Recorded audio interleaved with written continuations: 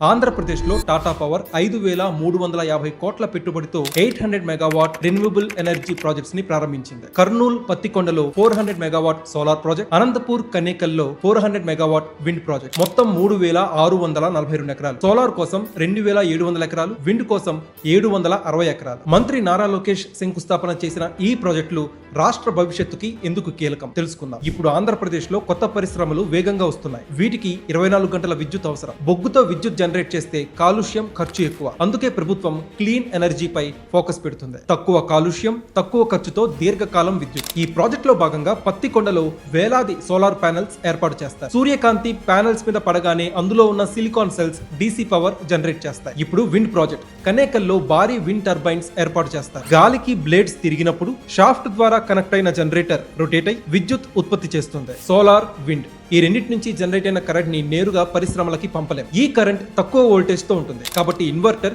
దీన్ని డీసీ నుంచి ఏసీగా కన్వర్ట్ చేస్తుంది. మన ఇళ్లలో ఉపయోగించే విద్యుత్ మొత్తం ఏసీనే. కరెంట్ ని చాలా దూరం పంపాలి అంటే వోల్టేజ్ పెంచాలి. దీనికోసం ట్రాన్స్ఫార్మర్ ని ఉపయోగిస్తారు. ట్రాన్స్ఫార్మర్ వోల్టేజ్ పెంచుతుంది. దీంతో ట్రాన్స్మిషన్ సమయంలో ఎనర్జీ లాస్ చాలా తగ్గుతుంది. పత్తికొండ, కనేకల్ నుంచి వచ్చిన విద్యుత్ ముందుగా సబ్ స్టేషన్ కి వెళ్తుంది. సబ్ స్టేషన్ అంటే విద్యుత్ ని నియంత్రించే ప్రధాన కేంద్రం. ఎక్కడికి ఎంత పవర్ పంపాలి, ఎంత వోల్టేజ్ ఉండాలి అన్ని కూడా ఇక్కడే నియంత్రిస్తారు. ఈ ప్రాజెక్ట్ లో విద్యుత్ ప్రధానంగా అనంతపురం 2, కర్నూలు 4 సబ్ స్టేషన్స్ కి చేరుతుంది. అక్కడి నుంచి ఇంటర్ స్టేట్ ట్రాన్స్మిషన్ సిస్టమ్ లోకి వెళ్తుంది. నేషనల్ గ్రిడ్ నుంచి రాష్ట్ర గ్రిడ్ కి, అక్కడి నుంచి లోకల్ సబ్ స్టేషన్స్ కి వెళ్తుంది. అక్కడ వోల్టేజ్ తగ్గించి డిస్ట్రిబ్యూషన్ లైన్స్ ద్వారా పరిశ్రమలకి, షాపులకి, ఇళ్లకి చేరుతుంది. Pattikonda solar project, Kanekal wind project Rayalaseema మొత్తం రెన్యూవబుల్ ఎనర్జీ హబ్ గా మారడానికి కీలక ముందడుగు. ఈ ప్రాజెక్ట్ వల్ల 4,000 కన్స్ట్రక్షన్ జాబ్స్ వస్తాయి. 29 years long term lease income వల్ల 1,100 ఫార్మింగ్ ఫ్యామిలీస్ బెనిఫిట్ పొందుతున్నాయి. రాయలసీమలో ఇప్పటికే SAEL mega solar project, renew power projects ఉన్నాయి. ఈ టాటా పవర్ ప్రాజెక్ట్ మరో